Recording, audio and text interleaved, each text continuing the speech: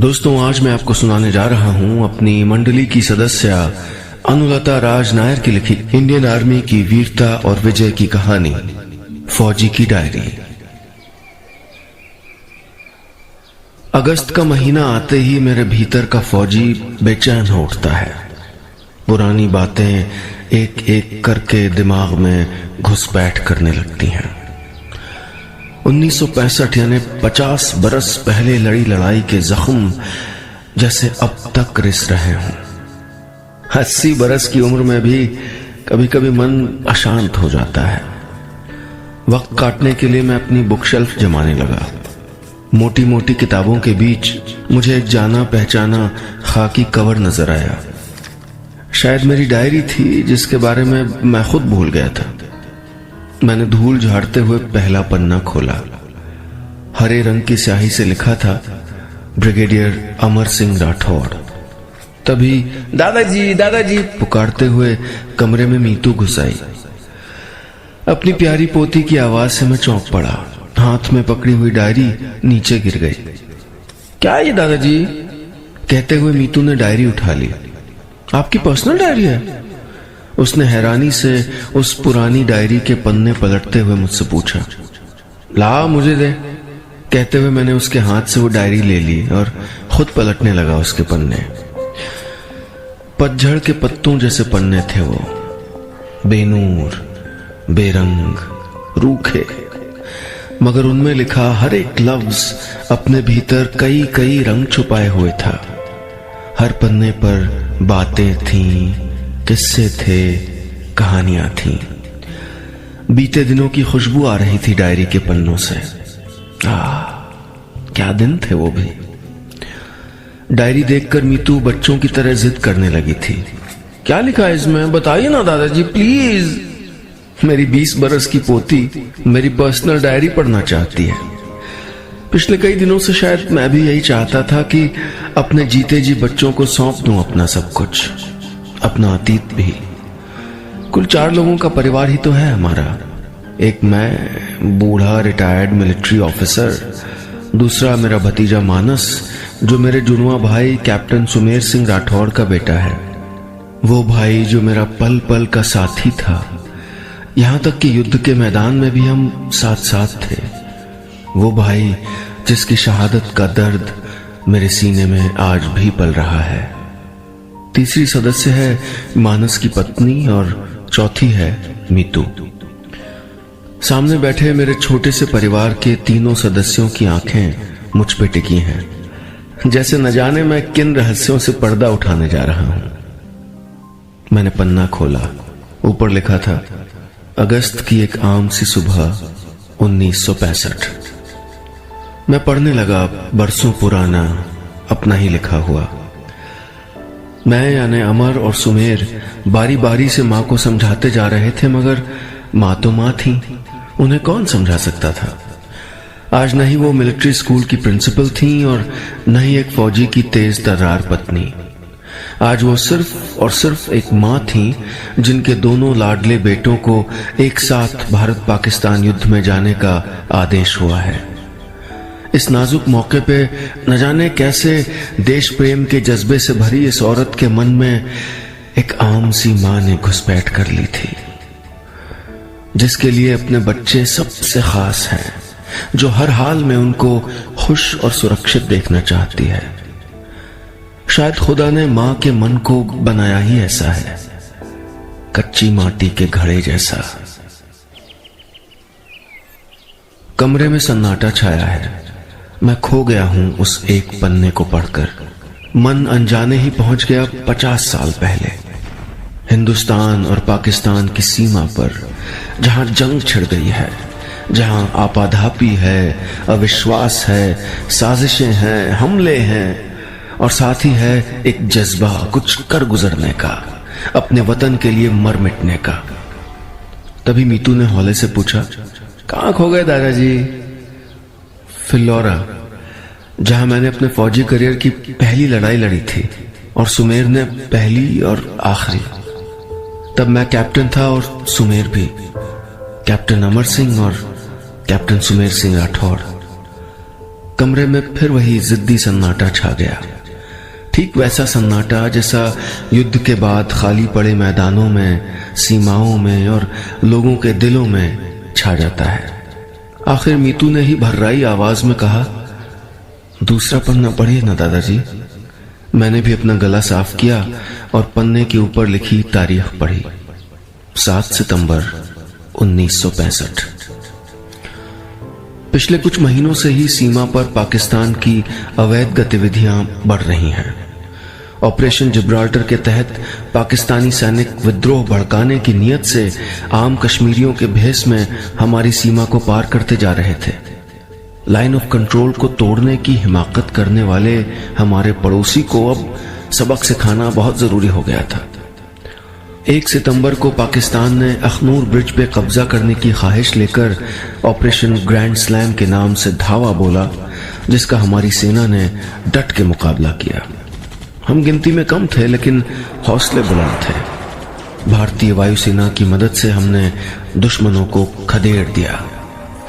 सैनिकों के जमावड़े के सिवा दूर दूर तक कुछ नजर नहीं आता। रसद ले जाते मिलिट्री के बड़े बड़े ट्रकों की घर्राहट, आसमान का सीना चीरते युद्धक विमानों की चीखें, टैंकों और सैनिकों के कदम ताल करते जूतों की आवाज। सैनिकों को इन आवाजों में भी संगीत के सुर सुनाई देते थे। पढ़ते पढ़ते मैं रुक गया। मैंने डायरी से नजर उठा के देखा तो मेरा लाडला भतीजा मुस्कुरा रहा था। उसकी पलकों के किनारे भी भीगे हुए हैं मेरी तरह। उसने अपने पिता को देखा नहीं था, पर मेरे भीतर जिंदा सुमेर सिंह राठौड़ को वो अच्छी तरह पहचानता है। मेरी चुप्पी से नन्ही मीतू फिर बेचैन हो उठी। दादी क्या दूसरा पन्ना खत्म हो गया? हाँ बेटा, इस पन्ने में इतना ही। दरअसल उन दिनों मेरी डायरी के पन्ने बड़े बेतरतीब से, बड़े आधे अधूरे से होते थे, हमारे मन की तरह, हम फौजियों की जिंदगी की तरह। जानती हो, मैं और तुम्हारे बड़े दादाजी यानी तेरे पापा के पापा अलग अलग रेजिमेंट में थे, फिर भी बिना किसी बाहरी कनेक्शन के हम एक दूसरे से कुछ ऐसे जुड़े थे कि दूरियों का एहसास ही नहीं था। बेस कैंप में पहुंचते ही मैं उसको याद करता था और मुझे यकीन था कि वो भी मुझे याद करता होगा, उसी वक्त, उतनी ही शिद्दत से। डायरी मेरी गोद में रखी है और बच्चों की नजर मुझ पे टिकी है, मगर मैं नहीं पढ़ पा रहा हूं डायरी में लिखे लफ्ज, क्योंकि जब जब युद्ध याद आता है तब तब सुमेर की यादें मेरे जहन में खलबली मचाने लगती हैं। वो मेरा जुड़वा भाई ही नहीं, एक बेहद करीबी दोस्त भी था। हम हर काम साथ मिलके करते थे, हर बात एक दूसरे से साझा करते थे। बस मौत को उसने अकेले अपना लिया था। बाबा, कौन सी याद आपको परेशान कर रही है? मानस ने मेरे घुटनों पे सर टिका के पूछा। अपनों से जुड़ी हर बात परेशान करती है बेटा। जब युद्ध की आधिकारिक घोषणा हुई तब मां की बेचैनियां बढ़ गई थी, इसलिए हम दोनों भाई उनको फोन करके दिलासा देते रहते, जबकि फोन अटेंड करने मां को पास के पोस्ट ऑफिस तक आना होता था। कभी फोन कनेक्ट होता, कभी नहीं होता, मगर उनको हर तकलीफ गवारा थी, बस उनके बच्चों की खैर खबर मिलती रहे। शायद यही हाल हर फौजी के परिवार वालों का था। जब जब मौका मिलता मां को टेलीग्राम भी कर दिया करते, जिससे उसके मन को तसल्ली रहे। कुछ बातें मैं मानस को बताना चाहता था, वो बातें जो मैंने डायरी में नहीं लिखी थी। सुमेर की तब नई नई शादी हुई थी। दुल्हन के हाथ से मेहंदी की खुशबू भी नहीं गई होगी और सुमेर गोली बारूद और धुएं की महक में डूबा सीमा पे तैनात था। एक सुमेर ही क्या, ऐसे न जाने कितने सैनिक और अफसर थे जो घर में नई ब्याहता को छोड़ आए थे, या किसी के घर ठीक उसी रोज बच्चे का जन्म हुआ था। कई ऐसे भी थे जो अपने बूढ़े और बीमार माँ बाप को अकेला छोड़कर सीमा पे मुस्तैदी से तैनात हो गए थे। उस वक्त हम सब के लिए देश से बढ़ के कुछ नहीं था। 1965 में चीन के साथ हुए युद्ध के बाद हम भीतर तक आहत थे, इसलिए इस बार पूरी सेना में एक गर्मजोशी थी, एक आग थी कि किसी भी कीमत पे पाकिस्तान को अपनी सीमा से बाहर खदेड़ फेंकना है। राम प्रसाद बिस्मिल की लिखी पंक्तियां हम सब की ज़बान पे चढ़ गई थी। वक्त आने दे बता देंगे तुझे ऐ आसमां, हम अभी से क्या बताएं क्या हमारे दिल में है, सरफरोशी की तमन्ना अब हमारे दिल में है। दादी सुनाई ना अगला पन्ना। मीतू बेसब्र थी मेरी डायरी सुनने के लिए। वो बच्चों की तरह सवाल कर रही थी। दादी आपको कभी डर नहीं लगा पहाड़ जैसे टैंक और इतनी बड़ी बड़ी बंदूकों से? कभी मौत का डर नहीं लगा? लगता है डर, सबको डर लगता है बेटा, मगर हम उस डर पे जीत पा लेते हैं। अपने देश की रक्षा करने का जोश और जुनून जब सर पे चढ़ता है ना, तो सारे डर भाग जाते हैं। चलो तीसरा पन्ना सुनाता हूं। मैंने डायरी का अगला पन्ना खोला। तारीख 12 सितंबर 1965। पाकिस्तान ने चम पे हमला किया, जिसके कारण हमने सियालकोट में दूसरा फ्रंट बनाया। पाकिस्तान की नीयत अखनूर पे कब्जा करने की थी। आखिर आज हिंदुस्तान ने हमला बोल ही दिया, जिसमें सबसे ज्यादा दहला देने वाली थी एक आर्मर्ड ब्रिगेड और 43 ट्रकों वाली इन्फेंट्री ब्रिगेड। एक भयावह मगर अनोखा मंजर था। हमने फिल्लौरा पे आक्रमण किया। जीओसी ने एकदम अजीब फॉर्मेशन बनाया था। बहुत बड़ा रिस्क था, बेहद खतरनाक, हैरत अंगेज मगर साहसी निर्णय था। लगातार बारिश से जमीन गीली हो गई थी। दलदल जैसी जगह पे इतने भारी वाहनों को चलने में बहुत मुश्किल हो रही थी।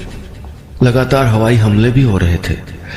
हर पल मौत इतने करीब से गुजर रही थी कि लग रहा था ये जिंदगी की आखिरी लड़ाई है, मगर मैं गलत था। 11 सितंबर को हमने हर कठिनाई को परे सरकाते हुए फिल्लौरा पे कब्जा कर लिया। मैं 4 हॉर्स रेजिमेंट में था और सुमेर 17 हॉर्स रेजिमेंट में। हमारे commanding officer lieutenant colonel Bakshi और लेफ्टिनेंट जनरल तारापुर की अगुवाई में हमने ये फतह पाई। यकीनन ये एक ऐतिहासिक टैंक बैटल साबित होगी। हमारी सेना की जीत हुई, मगर मैंने अपना भाई खो दिया। मुझे ऐसा महसूस हो रहा है जैसे मेरे शरीर का आधा हिस्सा काट कर फेंक दिया गया हो। बहुत दर्द है, असहनीय। मां से कैसे कह पाऊंगा? सुमेर की पत्नी को क्या जवाब दूंगा? उसके होने वाले बच्चे की उंगलियां कौन थामेगा? मैंने डायरी बंद कर दी। मीतू उठकर मेरे आंसू पोंछने लगी। फौजी भी कहीं रोते हैं।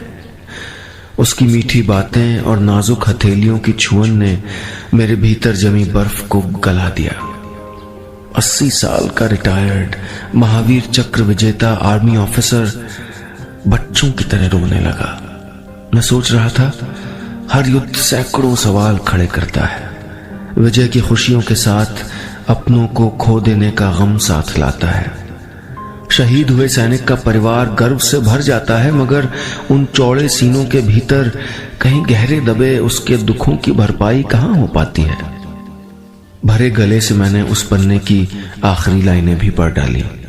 कोई भी शांतिप्रिय देश युद्ध नहीं चाहता, मगर पाकिस्तान ने हिंदुस्तान को उकसाया था, ललकारा था, तो हम कायरों की तरह चुप कैसे रहते? ईंट का जवाब पत्थरों से दिया गया। और इस बार तो सेना में ही नहीं, आम जनता के भीतर भी गुस्सा भरा हुआ था। पाकिस्तान सारे समझौतों को अनदेखा करके हिंदुस्तान की सीमा में घुसपैठ कर रहा था। बहुत जरूरी था उसको सबक सिखाना। पाकिस्तान ने जो बोया वही काटा। नतीजा इतना बड़ा युद्ध। फिल्लौरा की लड़ाई को अचूक गोलाबारी और शानदार टैंक युद्ध के लिए हमेशा जाना जाएगा। सैनिकों की वीरता और कमांडिंग ऑफिसर की तकनीक का शानदार उदाहरण बन गया था फिल्लौरा का युद्ध। लेकिन मेरे लिए अपने जुड़वा भाई सुमेर को खो देने की एक वजह। मेरी डायरी में लिखी बातें घर में सबको हैरान कर रही थीं। एक रौबदार फौजी अफसर के भीतर पल पल में कमजोर पड़ जाने वाला इंसान छिपा है, ये कहां जान पाए थे वो सब। मुझे भीतर से थकान महसूस हो रही थी। जख्म कितना भी पुराना हो, अगर उसे कुरेदा जाए तो दर्द देता ही है। 50 बरस पुराने उस युद्ध की हर बात मेरे जहन में ताजा थी। देश को मिली जीत के साथ बहुत से जख्म पाए थे हमने। मेरी पोती मीतू अपनी नजरों से ढेरों सवाल लिए कभी मुझे देखती तो कभी डायरी के पन्ने उलटती पलटती। आज एक ही दिन में कितनी बातें जान लोगी? मैंने मुस्कुराते हुए पूछा। दादी, रणछोड़ दास कौन है? अचानक मीतू ने डायरी पलटते हुए एक पन्ने पर रुक के सवाल किया। आपने एक पन्ने पे लिखा है, ब्रावो रणछोड़ दास। मैंने अपनी याददाश्त को टटोला। रणछोड़ दास एक पगी यानी मार्गदर्शक था। वो दरअसल गुजरात के कच्छ भुज इलाके का एक चरवाहा था। हमारी सेना के लिए एक गुप्तचर की तरह काम करता था। 1965 की लड़ाई में रणछोड़ दास रबारी ने भारतीय सेना की बहुत मदद की। वो आम आदमियों की तरह सीमा पे जाके पाकिस्तानियों के साथ घुल मिल के इंफॉर्मेशन इकट्ठा करके लाता था। जनरल सैम मानेकशॉ तो पगी के बहुत बड़े फैन थे और हमारी सेना ने अपने एक बॉर्डर पोस्ट का नाम उसके नाम पे कर दिया था। ऐसा पहली दफा हुआ था कि किसी इंसान के नाम पे कोई बॉर्डर पोस्ट जानी गई हो। मैं एक दफा मिला था रणछोड़ दास से। ऐसे जज्बाती और जुनूनी इंसान कम ही देखने को मिलते हैं। अच्छा? मीतू हैरान थी। युद्ध को इतना करीब से उसने पहली बार जाना था। जानती हो मीतू, युद्ध के समय सिर्फ सेना ही नहीं लड़ती है बल्कि समाज का मिलिट्रीकरण हो जाता है। हर इंसान अपना योगदान देना चाहता है। पंजाब में किसान युद्ध के दौरान गोलाबारी के बीच खेती कर रहे थे। तभी तो हमारे प्रधानमंत्री ने जय जवान जय किसान का नारा दिया था। यूनाइटेड नेशन ने बीच बचाव किया और 22 सितंबर को युद्ध समाप्ति की घोषणा हो गई थी। बरसों बरस लोग हिसाब करते रहे कि क्या खोया क्या पाया। पूरा देश हमारी सेना के सम्मान में खड़ा था और मैं युद्ध से खाली हाथ लौटा था। जिस दिन सुमेर के शहीद होने की खबर घर पहुंची, उसी दिन उसकी पत्नी ने वक्त से पहले बेटे को जन्म दिया और खुद सुमेर के साथ चली गई। अपनी बात कहते हुए मुझे गले में कुछ अटकता हुआ महसूस हुआ। मीतू मेरे पास से उठकर अपने पिता मानस के पास चली गई, उसकी आंखों के गीले किनारों को पोंछने। सबके मन भारी हो गए हैं। सामने टेबल पे रखी कॉफी और पकौड़े न जाने कब से ठंडे हो रहे हैं। सबके उदास चेहरे देख के सोचता हूं कि इन्हें अपनी डायरी का कोई तो हंसता खिलखिलाता पन्ना पढ़वा दूं। अपने पूरे जीवन में मैंने कुछ सुख तो जरूर पाए होंगे। कोई पन्ना तो जरूर होगा जिसमें कोई हंसी दबी हो, कोई खुशी छिपी हो। यूं ही पलटने लगा मैं पन्ने लापरवाही से। तभी बीच में कहीं अटकी एक तस्वीर लहराती हुई मेरे पैरों पे आ गिरी। मीतू ने झट से उसे उठाया। Wow beautiful. दादी कौन है ये? अब तो मुझे वही पन्ना पढ़ के सुनाइए जहां इनका जिक्र हो। मेरी लाडली पोती जिद पे अड़ गई और मैं उलझन में पड़ गया हूं कि 80 बरस की उम्र में अपने इश्क का चर्चा अपने बच्चों अपनी पोती के सामने कैसे करूं। दादी जल्दी पलटिए पढ़ने, पढ़िए ना। मीतू मचलने लगी। मैंने अंगूठे से फुर्र करते हुए डायरी के पन्ने पलट डाले, मगर ऐसा कोई पन्ना वहां था ही नहीं जहां मेरे इश्क का चर्चा हो, मेरी मोहब्बत का जिक्र हो। मैंने डायरी सामने रखी कॉफी टेबल पे रख दी। शाहीन की बातें तो मेरे मन के हर पन्ने पे लिखी थी। मैंने हिचकते हुए मन की उन गुलाबी इबारतों को अपनी पोती मीतू के सामने पढ़ना शुरू कर दिया। मेरे घर के पास में रहने वाली उस लड़की से मुझे लड़कपन में इश्क हो गया था। मेरे सेना में भर्ती होने पे उसे ही सबसे ज्यादा गर्व हुआ होगा और वही सबसे ज्यादा रोई भी थी। मेरे पासिंग आउट परेड को सबसे पहली लाइन से बैठ के देखा था उसने, और किसी छोटी बच्ची की तरह तालियां पीटते हुए उसको बाकी सब ने देखा था। मैंने भी देखा था। उसका मन कांच की तरह साफ था, मगर शायद मेरी नजरें ही धुंधला गई थी। सुमेर के शहीद होने और उसकी पत्नी के गुजर जाने के बाद उसकी आखिरी निशानी मेरी गोद में थी, और मुझे अपने सिवा किसी पे यकीन नहीं था कि उस बिना माँ बाप के बच्चे को वो प्यार दे पाएगा जिसका वो हकदार है। या शायद मैं ही मानस को किसी के साथ बांटना नहीं चाहता था। तो मैंने एक तरफा फैसला किया कि मैं शादी नहीं करूंगा। न वो कुछ बोली थी, न मैंने कुछ कहा। कुछ कहने सुनने की गुंजाइश ही कहां छोड़ी थी मैंने। मुझे नहीं पता मेरा फैसला सही था या गलत, पर शायद मेरे बहादुर भाई सुमेर के लिए यही मेरी श्रद्धांजलि थी। तो यूं ही आपकी मोहब्बत खत्म हो गई? मीतू ने बड़े भोलेपन से पूछा। मोहब्बत कहाँ खत्म हुई, वो तो अब भी इस डायरी के पन्नों में कैद है, मैंने मुस्कुरा के कहा। कितने भी युद्ध हों, कितनी ही जानें चली जाएं, जमीन सोख लेती है खून की सारी बूंदें, और फिर वहीं कहीं अंकुरित होता है कोई बीज और लहलहाने लगती है मोहब्बत की एक और नई पौध।